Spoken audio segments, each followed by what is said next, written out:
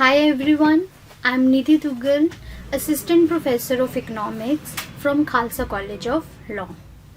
Today I'm here to present the topic inflation and its impact on Indian economy.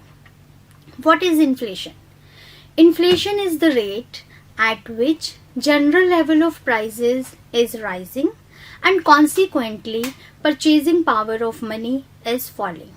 For example, if I want to buy apples and the price of apple is rupees 20 per kg, with 100 rupees I can buy 5 kgs of apple.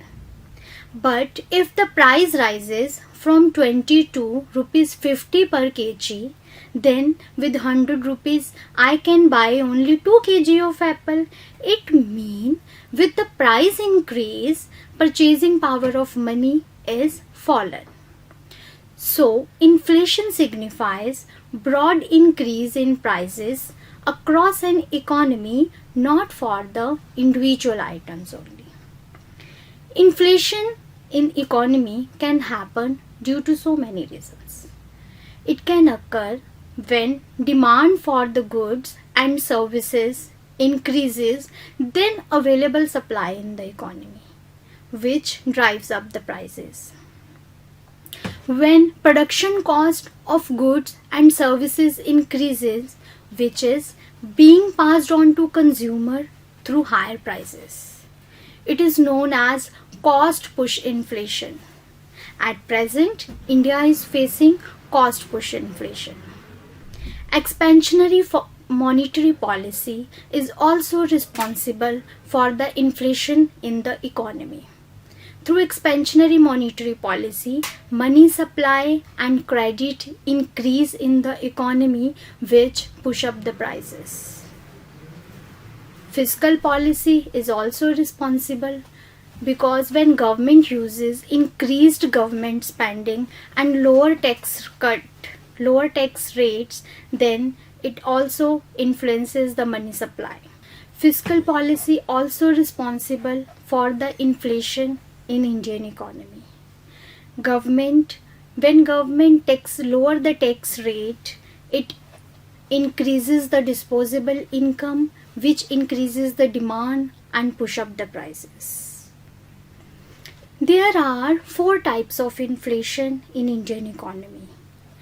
When price increase is from 1 to 3%, then it is the creeping inflation. It is manageable and it might become indicator of good economy. When price rise is between 3 to 10%, then it is walking inflation. And when price rise is between 10 to 50%, then it is galloping inflation. And when price can increase more than 50% per month, then it leads to the hyperinflation, which is very detrimental to the economy. There are 3 methods to measure inflation in Indian economy. Producer price index, it is not used in India yet, it is used in foreign country. But producer price index is average change in the prices of goods and services which is being received by the producer. Wholesale price index method, it tracks the change in the price of goods only.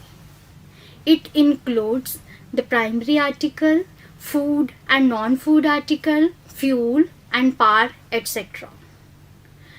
Next one is the consumer price index. It tracks the change in the prices of basket of goods and services both. It includes housing, food, healthcare, transportation, etc., which is received by the consumer.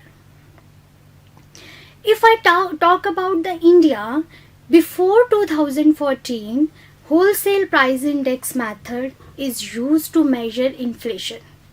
But after 2014, consumer price index method is used in India to measure inflation. and the base year for CPI is 2012. And now I discuss its impact on Indian economy. Inflation influences each and every sector of the Indian economy. When prices of essential commodity increases, then consequently purchasing power of consumer will fall, and the lower and middle income group will face the hardest hit. Inflation has a big impact on the agriculture sector of Indian economy.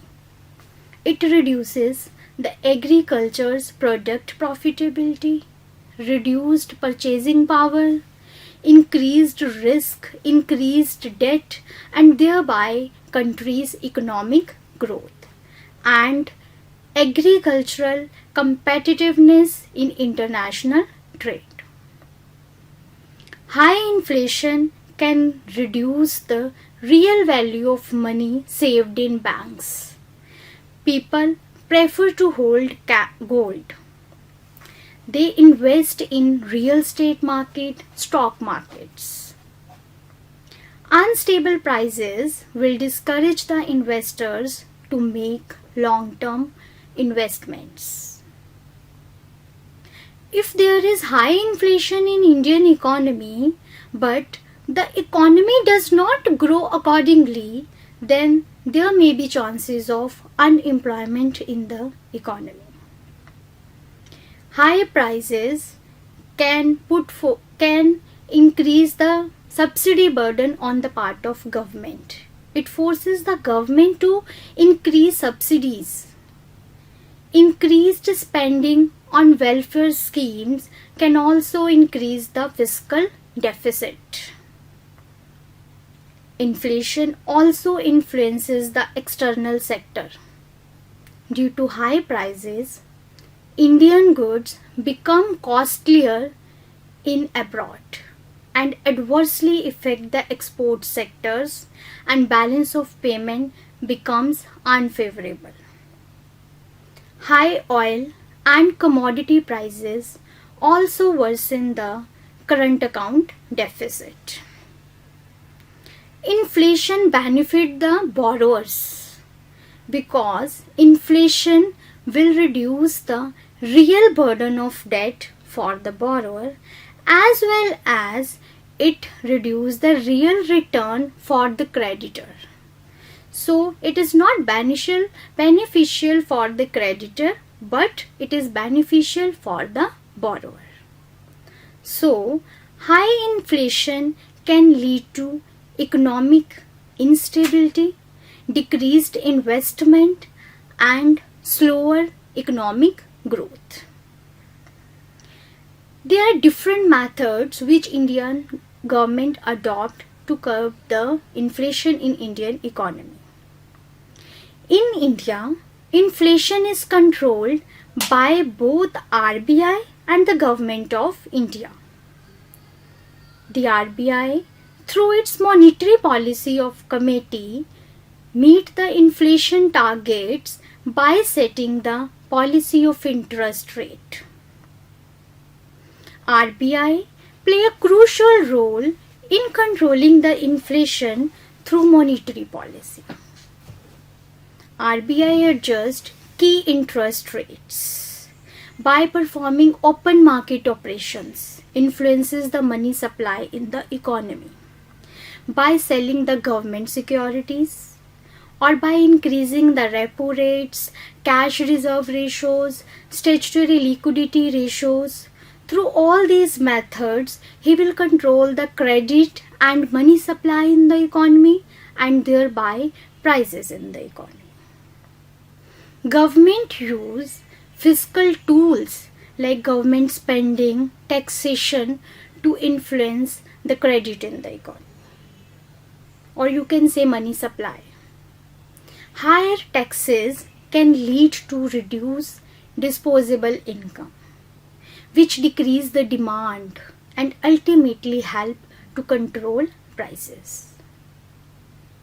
Government implement various schemes to manage the food supply and prices.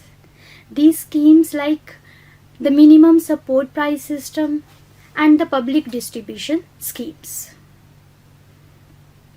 To prevent the price manipulation and black marketing or artificial scarcity, the government conducts regular checks and takes action on those who are indulged in hoarding and black marketing activities, which help to control the prices in the economy. Government monitor and manage the exchange rate to ensure competitiveness in international trade. For this, the Public Debt and Exchange Rate Management Agency should be set up by the government to regulate the exchange rate. Improving financial inclusion schemes like providing the various schemes like Pradhan Mantri Jan Dhan scheme can help to channelize the savings into the formal banking systems. This can reduce the inflationary pressures by providing a stable source of funds for investment. So at the end we can say mild inflation is necessary for the Indian economy, but the hyperinflation is very detrimental. So it should be controlled. Thank you so much.